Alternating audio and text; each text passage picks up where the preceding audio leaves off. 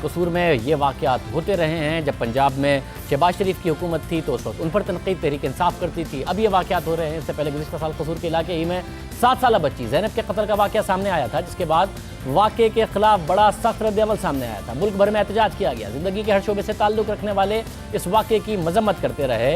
मुजरिम को सज़ा देने का मुतालबा किया गया। वाक़े के बाद हुकाम की जानिब से बड़े दावे किए गए, बड़ी बड़ी बातें की गई।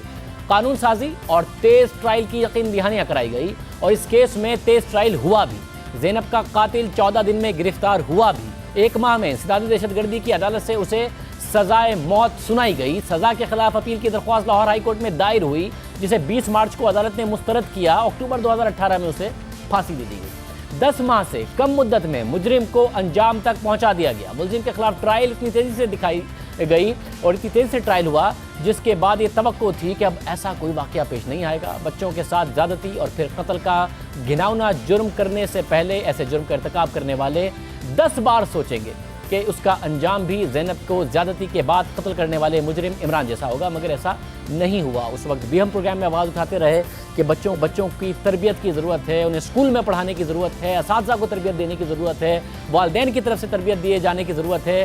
ट्रायल तेज़ हो जाएगा, फौरी इंसाफ हो जाएगा, सज़ा दे दी जाएगी, मगर ऐसे वाक़यात की रोकथाम नहीं हो सकेगी। बीमार जहन वाले लोग ऐसे अमल से बाज नहीं आएंगे, नहीं आए। और एक ज़ैनब के बाद कई ऐसी कहानियों ने जन्म लिया। गुज़िश्ता रोज़ कसूर के इलाके चुनिया से 3 बच्चों की लाशें मिलने के बाद एक मरतबा फिर से कसूर में शदीद एहतजाज किया जा रहा है। 2.5 माह के दौरान 4 बच्चों को अगवा किया गया, जिनमें से 3 बच्चे फैज़ान, अली हसनैन और सलमान की लाशें झाड़ियों से मिली हैं, जबकि 12 साला बच्चा इमरान अभी आखिरी खबर आने तक नहीं मिल सका है। फैज़ान की पोस्टमार्टम रिपोर्ट के मुताबिक फैज़ान की उम्र 8 से 9 साल है। बच्चे के जिस्म पर कपड़े मौजूद नहीं थे, जिस्म पर तशद्दुद के निशानात हैं, जिस्म के मुख्तलिफ हिस्सों पर सूजन है। रिपोर्ट में तफ्तीशी अफसर ने यह राय दी है कि फैज़ान की गर्दन की हड्डी पीछे से टूटी हुई थी और उसकी मौत गला दबाने और सांस बंद होने की वजह से हुई है। तफ्तीशी अफसर के मुताबिक हतमी राय लाहौर फॉरेंसिक लेबॉर्ट्री से रिपोर्ट्स आने के बाद दी जाएगी।